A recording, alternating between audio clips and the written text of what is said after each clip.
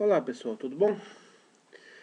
Fazer o nosso giro rápido aí de comentários da política. Eu sei que eu estou um pouco atrasado, né? Devia ter feito isso no final de semana, mas acabei preso a outros projetos. Bom, falar sobre o segundo turno das eleições. Eu vou acabar chovendo no molhado, porque todo mundo já fez praticamente, né? Se você olhar na internet, todo mundo já fez esse balanço, mas caso alguém ainda não tenha visto, o grande fato desse segundo turno, que já era esperado, foi a aniquilação do PT, né? O PT perdeu todos os. Acho que ele estava disputando em 7 cidades no segundo turno e perdeu todas as 7. Nada nada de novo no front, nada a se estranhar, porque no primeiro turno o PT já tinha tomado uma surra e isso nada mais é do que o reflexo do sentimento popular em relação a esse partido bandido, que é o partido que a gente teve que tirar do poder esse ano. Então, não tem nada de novo. E sobrou até para o PSOL também. O PSOL que estava querendo muito malandramente pegar as viúvas do PT, pegar aqueles eleitores de esquerda que estavam insatisfeitos com o PT. O PSOL achou que ia herdar essa herança maldita petista aí e acabou dançando também, porque perdeu nas 3 capitais que estava disputando. Perdeu em Belém, perdeu em Sorocaba e perdeu no Rio de Janeiro. E, aliás, perdeu no Rio de Janeiro por uma diferença. Foi até ridícula a derrota do Freixo no Rio de Janeiro. Eu até comentei no Instagram, que eu li em algum lugar, só que eu não lembro onde foi que eu li em algum lugar, que o Freixo, o candidato do PSOL, ele conseguiu ficar em terceiro numa eleição de 2 candidatos. Quer dizer, brancos, nulos e abstenções ficaram na frente do Freixo. Tem mais gente que não quer ninguém do que o Freixo perde até pro ninguém. Ele perdeu pro Crivella e perdeu pro ninguém. Tá certo. Essa é a representatividade da esquerda hoje. Ela é extremamente baixa. A população sentiu no próprio rabo o que é ser administrado por bandidos da esquerda, petistas e as séculas, né? Porque esse povo, não adianta se dizer que esse povo não apoiou o governo PT, porque esse povo foi o primeiro, esse povo do que eu estou falando, o PSOL, foi o primeiro a gritar contra o impeachment. Então a esquerda está sempre unida. Elas podem, eventualmente, em algum governo, dizer que são oposição, cacete e quatro, mas votam sempre nas mesmas propostas, estão sempre unidas contra todo o resto da humanidade. Então não adianta dizer que PSOL não é PT, porque PSOL é PT. Saiu do PT e continua do lado do PT sempre que o PT precisar. Hoje o PT, a esquerda e o que quer que seja. Então, ainda sobre as eleições, o partido, obviamente que o partido que mais cresceu foi o PSDB, que é o partido que mais ganhou com a queda do PT, porque aqui no Brasil a gente tem essa polarização, PT e PSDB. O PT caiu em desgraça, é o PSDB que sobe. É a esquerda, mas é a esquerda social-democrata, uma esquerda fabiana, mas é a esquerda também. Mas é uma esquerda menos predatória do que o PT, pelo menos isso, né? Então, obviamente que o PSDB bateu recordes aí, é o que tem o maior número de. Não é o que tem o maior número de prefeitos, mas é o que tem o maior número de eleitores, somando as cidades que eles governam. Quem tem o maior número de prefeitos continua sendo o PMDB, que é um partido extremamente capilarizado no país inteiro, né? O PT caiu para a 10ª posição na quantidade de prefeitos, está com 260, tinha 800 e pouco, agora caiu para 260, 264, alguma coisa assim. É a pior eleição para prefeito do PT desde 1985, que foi a primeira eleição que eles disputaram. Eles tiveram seu pior desempenho eleitoral. Isso apenas mostra aquilo que todo mundo já sabia, porque quando a gente tirou esses bandidos do poder, o que esses pilantras, que tem muitos vermelhinhos entre os formadores de opinião, entre o pessoal da imprensa, o pessoal da intelectualidade, essas merda toda aí, do pessoal de os artistas e tudo mais. Não, porque foi a elite tirou a Dilma, a elite. Que o povão tá conosco, o povão é nosso. Tá aí o povão. Tá aí o povão nosso dando um chute na bunda do PT, do PSOL e de toda a esquerda brasileira. Isso só mostra exatamente aquilo que a gente sabia. Quem tem 2 ou 3 neurônios já conseguia identificar. Não foi a elite que tirou o PT, foi o povo que tirou o PT. O Brasil não aguentava mais o PT. Então, o que é muito engraçado, esses dias eu estava fazendo uma reflexão.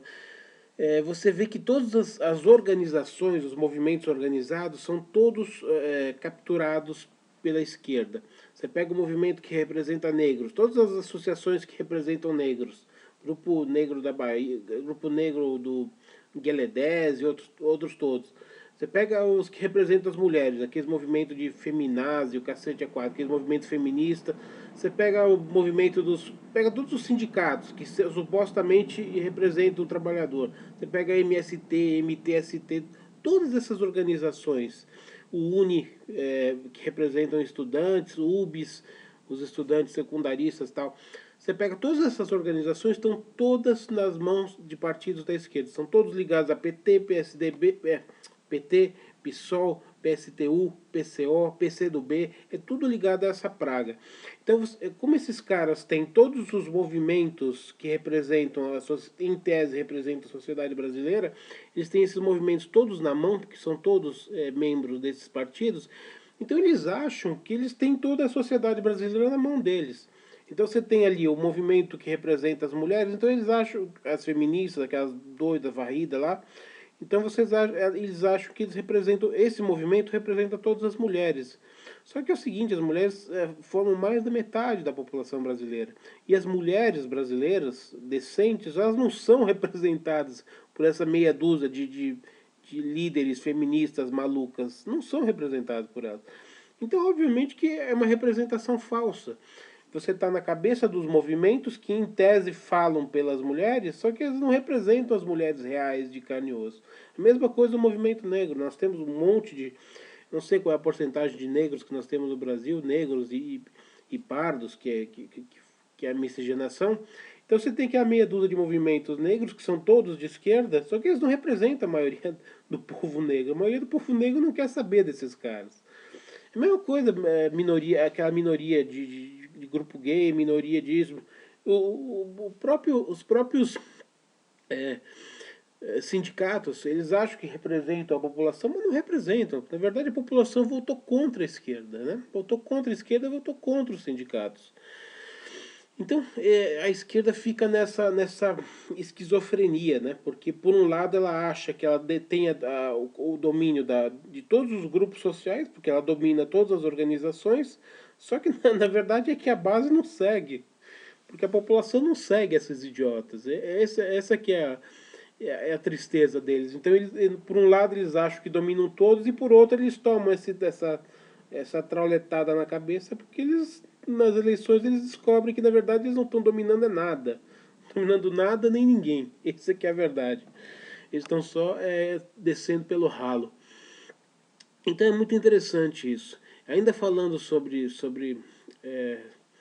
sindicatos, essa semana saiu na Veja, eu comprei a Veja, da semana não, semana passada.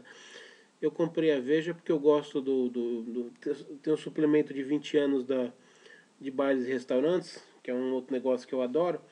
Aí eu acabei comprando, para você comprar o suplemento, você tem que comprar a revista, que não dá para vender separado e tal.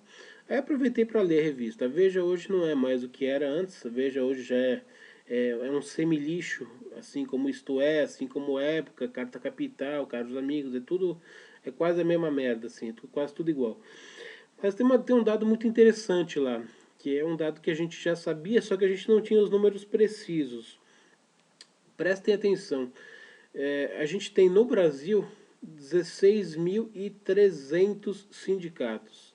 Acho que é 16.294, o número correto. Vamos arredondar para 16.300 sindicatos. Coloque esse número na cabeça. 16.300 sindicatos. No segundo país que tem maior quantidade de sindicatos é os Estados Unidos. Adivinha quantos sindicatos tem nos Estados Unidos? Os Estados Unidos tem 50% mais população que o Brasil. O Brasil tem 200 milhões, os Estados Unidos tem 300 milhões de pessoas. Os Estados Unidos têm 130 sindicatos. No Brasil são 16.300. Sabe o que é isso? E ainda na revista mesmo está dizendo que a partir de 2010 para cá, foram criados 1.710 sindicatos. Agora eu vou perguntar uma coisa para vocês. Vocês acham que o sindicato ele representa e ele defende os interesses dos trabalhadores? Defende? Então você acredita que o trabalhador brasileiro, que é defendido por 16.300 sindicatos, ele tem uma melhor qualidade de vida, ele tem um salário melhor que o trabalhador americano, que tem só 130 sindicatos para defendê-lo? Faça a comparação. Procura na internet qual é o salário médio nos Estados Unidos e qual é o salário médio no Brasil.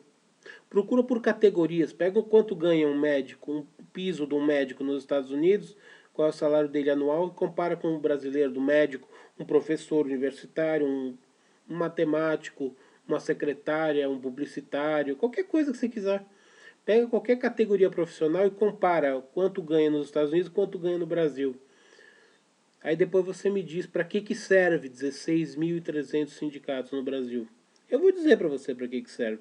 Serve para comer o dinheiro do trabalhador, que tem aqui a maldita contribuição sindical que é obrigatória, fora as mensalidades daqueles que são associados, aí são associados por vontade deles, mas tem a maldita contribuição obrigatória. Todos os sindicatos são caixa preta, absolutamente caixa preta. Ninguém sabe o que acontece dentro daquele sindicato, ninguém sabe quanto de dinheiro entra, quanto de dinheiro sai, o que acontece. Vira e mexe, aparece aí na televisão, nas mídias aí, que apareceu algum sindicalista de algum sindicato morto. Por quê? Porque, não sei, porque tentaram mexer alguma coisa. Isso é caixa preta. Isso é caixa preta. E é caixa preta e manipulado por todos os partidos de esquerda. Todos os sindicatos são ligados a partidos de esquerda.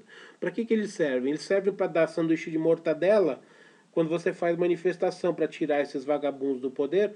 Aí eles usam esse dinheiro que o trabalhador paga para pagar sanduíche de mortadela e pagar 30, 40 reais para lotar ônibus e levar na Avenida Paulista para dizer que isso aí é militância de esquerda. Militância de esquerda organizada. Que eles pegam ônibus, inclusive ônibus e viaturas que são das próprias prefeituras, enchem com essa massa de manobra, esse povo que vai para lá em troca de um sanduíche de mortadela e 20, 30 reais, e vai lá para levantar a mão para dizer que isso aí é militância de esquerda. É para isso que serve o sindicato. Não serve para mais nada. Ele serve para tirar dinheiro do seu bolso, para dar esse dinheiro para os partidos de esquerda e para formar base de apoio para partido de esquerda, para continuar mamando. É só para isso que serve, não serve para mais nada. Fala para mim, um único sindicalista que saiu desse movimento, que virou político e que presta para alguma coisa. Olha o que você tem, é Lula, é Paulinho, que mais? Vicentinho. Fala algum que tenha saído, que tenha prestado para alguma coisa. Nada. Guxiquem, que saiu dos bancos, também estava indiciado, que depois morreu. Esqueceram o processo dele, né? Mas estava indiciado também no negócio do mensalão. Então é isso. Não serve para nada. Só serve para massa para formar o poder junto com esse pessoal de esquerda. Não serve para mais nada do que isso. Para mais nada além disso. E para finalizar aqui, vou dar um último dado aqui, que eu achei muito divertido. Tem um canal na internet que eu vi alguns vídeos chamado Mamãe Falei, do Arthur, que ele é muito divertido. Ele tem um vídeo lá que ele vai conversar com os eleitores do Freixo numa manifestação, e tem um outro vídeo que ele vai conversar com o pessoal do Haddad, aqui em São Paulo, que teve o movimento Valeu Haddad. Por quem será que foi promovido? Valeu Haddad. Pela primeira vez na história da Prefeitura de São Paulo, teve um candidato que ganhou no primeiro turno, e obviamente não foi o Haddad. Daí fazem um movimento Valeu Haddad. Pô, valeu Haddad, você foi tão bom que não teve nem segundo turno, você já perdeu no primeiro. E a esquerda fez o movimento Valeu Haddad. Aí o Arthur foi lá, tanto no movimento do Freixo quanto do Haddad, foi lá perguntar para as pessoas. Ele fez várias perguntas, eu não vou aqui falar de todas, mas teve uma especialmente interessante, que foi nos eleitores do Freixo, que ele foi falar, ele foi perguntar para as pessoas, o Freixo está dizendo que vai criar uma companhia municipal de ônibus e tal, o que você acha? Legal, eu acho legal, o militante do Freixo. Você acha legal mais uma estatal? Eu acho legal. Ah, beleza. Então fala para mim qual estatal no Brasil que você tem orgulho, qual estatal no Brasil que funciona bem?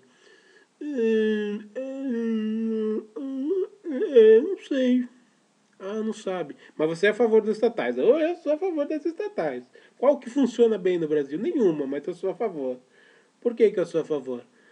Agora a análise é minha. Por que as pessoas são a favor da criação de estatais, mas não sabem dizer o nome de nenhuma que dê certo no país? Nenhuma que prospere no país? É muito simples. Assim, A mais B. Você soma A mais B, você descobre por quê.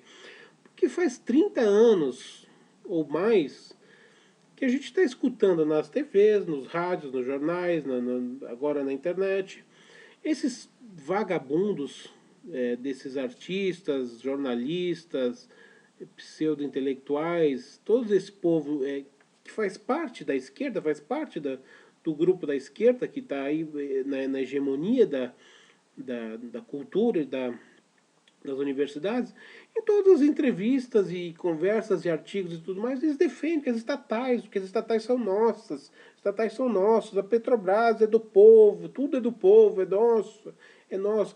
Aí as pessoas ficam ouvindo essa merda e ficam achando que realmente as estatais são nossas, são nossas. Então nós temos que defender, nós temos que proteger, são nossas.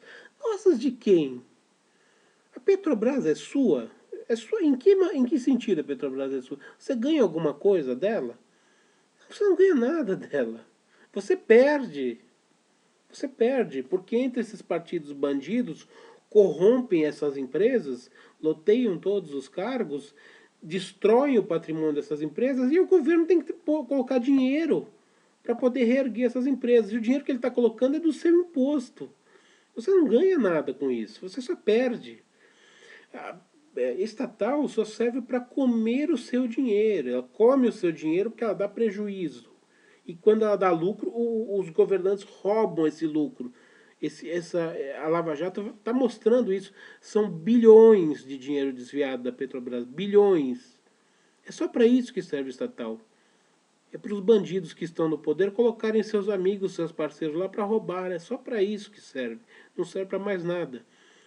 Você não ganha um centavo da Petrobras, você não ganha um centavo de nenhuma estatal.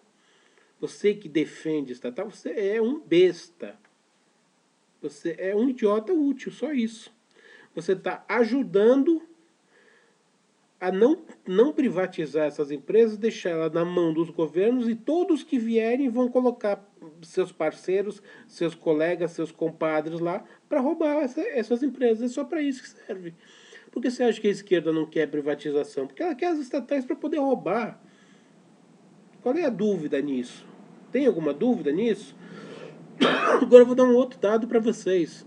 Sabe quantas estatais tem no Brasil? 180.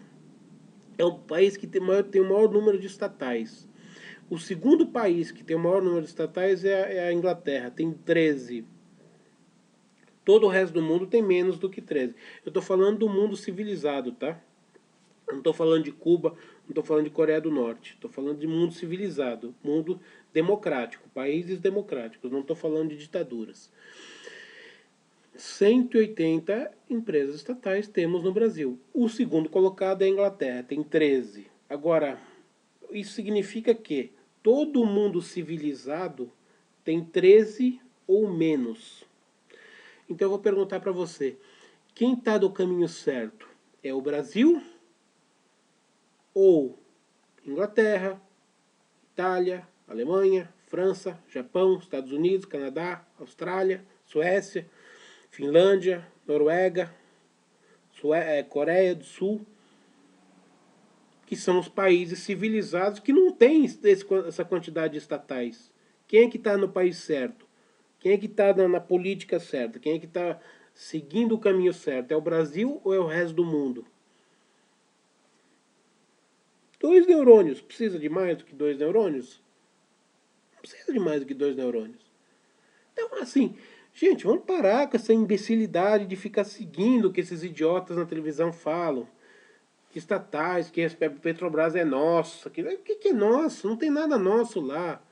Quanto mais estatais o país tiver, são mais cabides de emprego para esses caras colocarem os amigos, leiloarem cargos para os deputados, para os senadores, para os partidos da base aliada. Quanto menos estatais eles tiverem, menos cargos eles têm para lotear, menos empresas eles têm para roubar. É uma coisa tão simples que eu não sei nem por que eu preciso falar isso. É uma coisa tão simples, as pessoas deviam perceber isso por conta própria.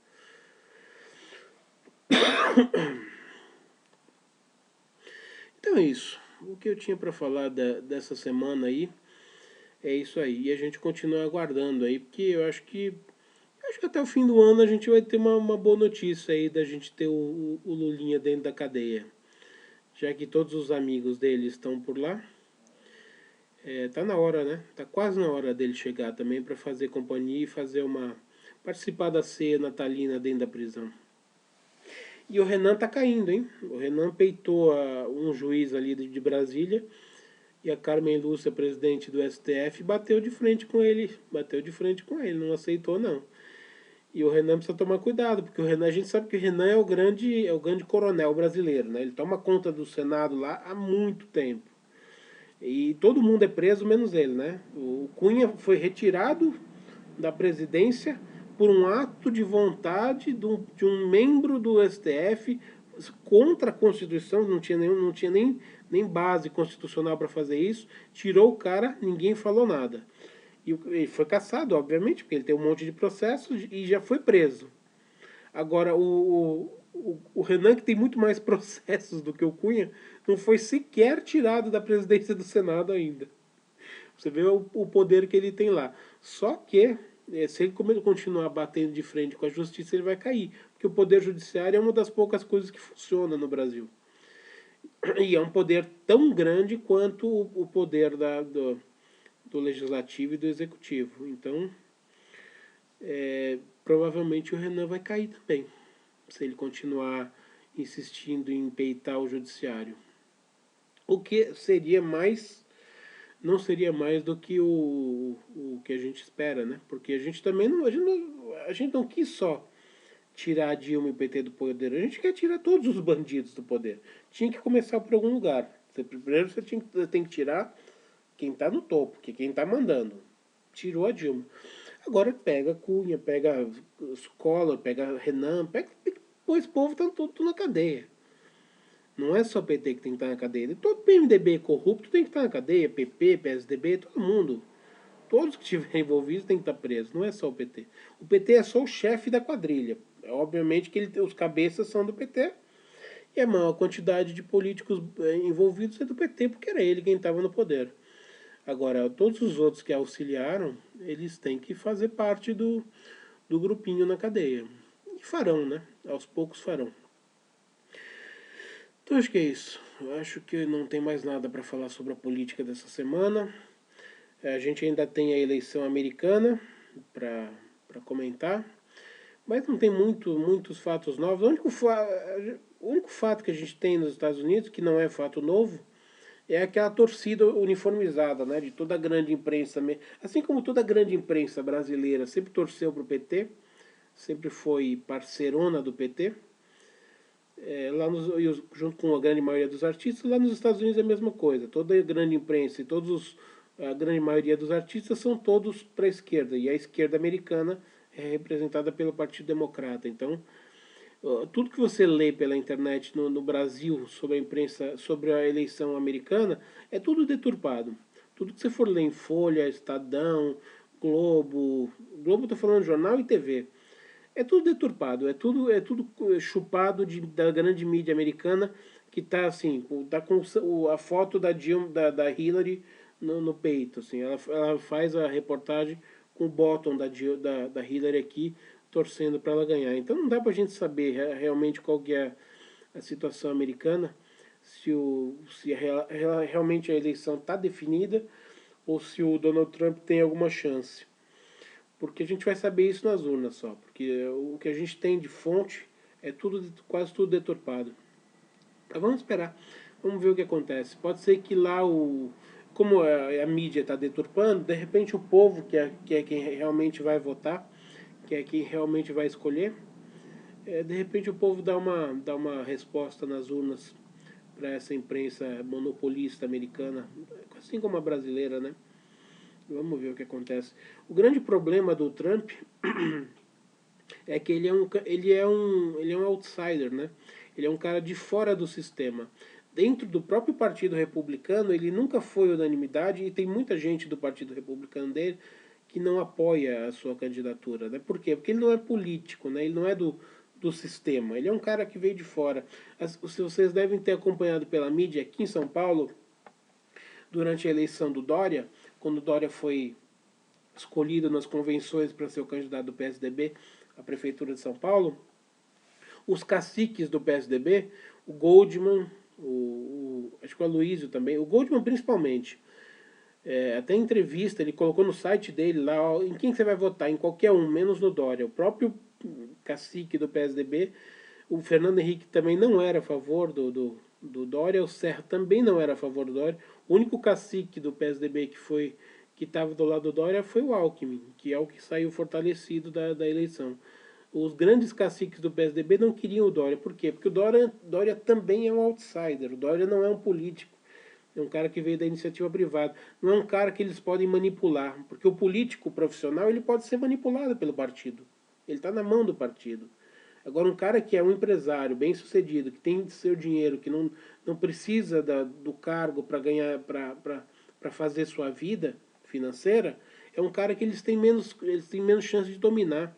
O Trump, que é um bilionário, ele não depende do salário de presidente da República, ele não depende de carreira política, ele já tem a vida dele constituída. Então ele é um cara dificilmente manipulável. O Dória é a mesma coisa aqui em São Paulo. Ele já tem a sua vida definida, ele já tem a sua fortuna, ele não depende disso. Ele não vai ser manipulado na prefeitura, ele não precisa disso, porque ele não precisa de apoio ali para poder depois pular para um outro cargo, fazer alguma outra coisa. Não precisa disso. A vida dele financeira está definida.